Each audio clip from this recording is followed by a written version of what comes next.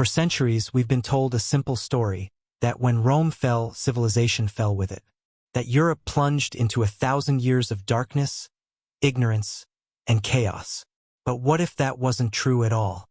What if the so-called Dark Ages were actually a time of rebirth, invention, and incredible human resilience?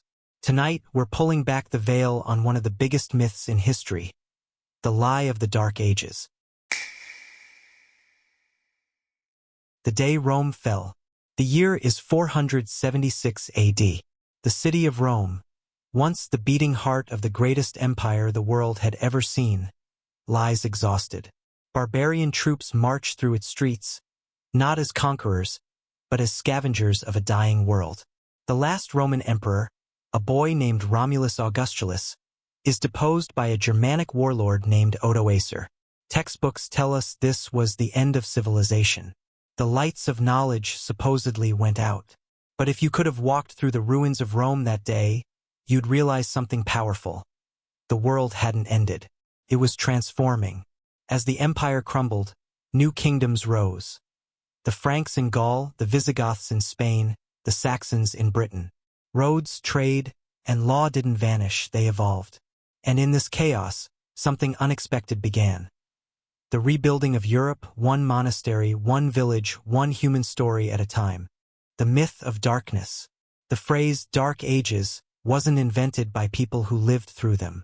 It was coined centuries later by Renaissance scholars, men who wanted to make their own era look brighter by comparison. To them, anything before their time was dark. But this was propaganda, not truth. Because even as war and disease swept across Europe, people were learning, adapting, and creating. The idea that everyone was ignorant, dirty, and violent is a Hollywood invention. The real medieval world was full of music, art, trade, and innovation. While Rome fell, knowledge did not die, it migrated. The keepers of knowledge. Far from the collapsing cities, a quiet revolution was happening. Monks in remote monasteries, from Ireland to Italy, became the librarians of civilization. They copied the works of Aristotle, Plato, and Euclid by hand, preserving them for future generations. In Ireland, monks worked by candlelight in stone rooms, carefully saving books that might otherwise have been lost forever. In Byzantium, scholars continued to study Greek science and mathematics, bridging the gap between ancient and modern thought. And in the Islamic world, an explosion of knowledge began. Scholars in Baghdad's House of Wisdom translated those same Greek texts into Arabic, added new discoveries in astronomy, medicine, and algebra, and eventually reintroduced them to Europe through Spain. So while Europe was supposedly dark, light was shining brightly elsewhere, and it never truly went out. The birth of new kingdoms.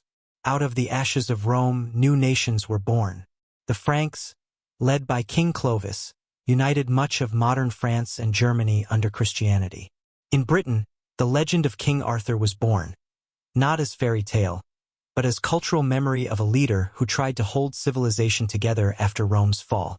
And in Scandinavia, the seeds of the Viking world were quietly growing, a people who would soon reshape trade and exploration forever. These weren't barbarians. They were builders, blacksmiths, explorers, and kings. They laid the foundations of Europe's languages, borders, and law codes we still recognize today. Everyday life wasn't all misery.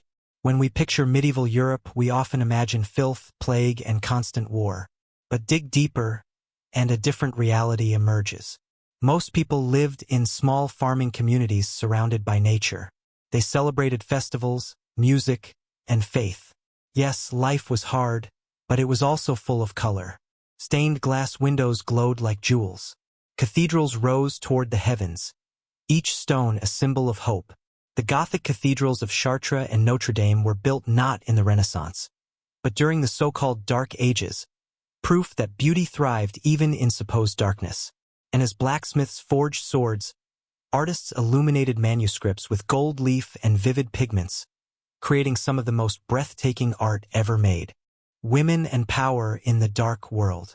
History often paints the medieval woman as powerless, but reality tells a richer story. In 12th century France, Eleanor of Aquitaine ruled vast territories, led armies, and shaped European politics for decades.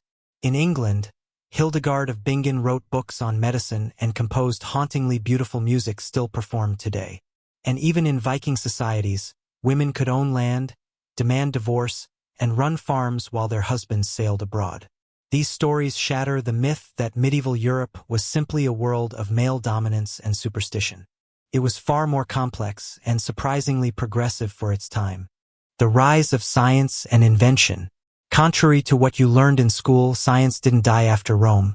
It changed form.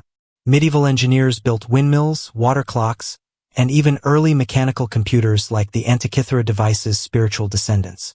Doctors studied the works of Avicenna and Galen.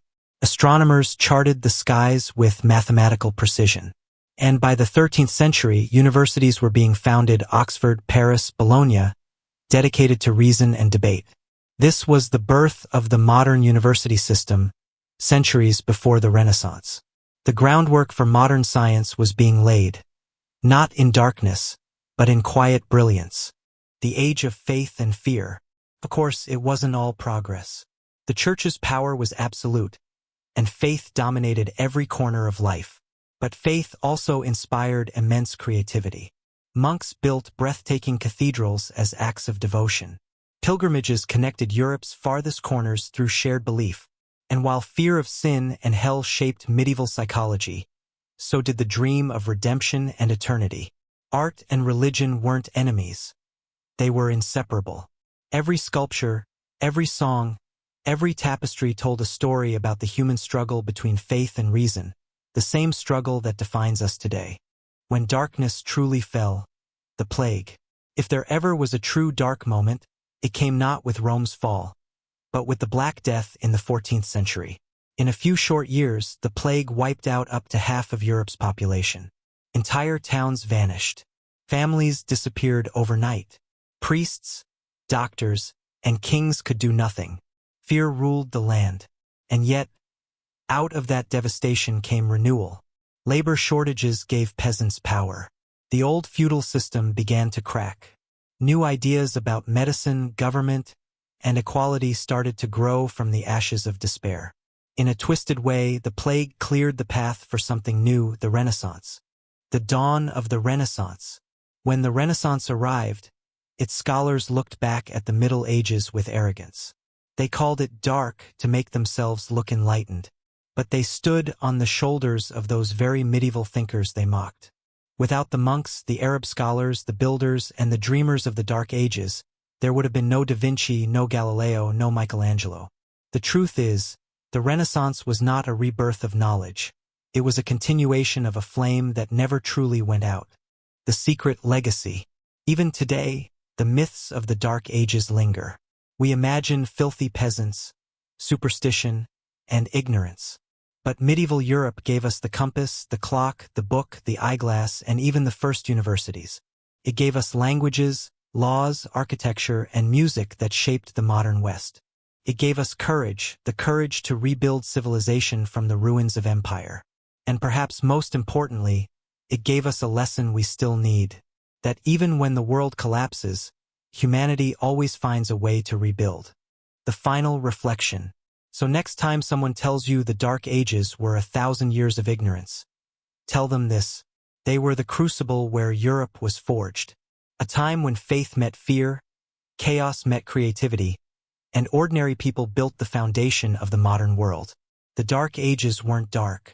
They were glowing, with the light of candles, cathedrals, and the unbreakable human spirit. If this story changed the way you see history, don't forget to hit like, subscribe, and share it with someone who still thinks the Middle Ages were dark.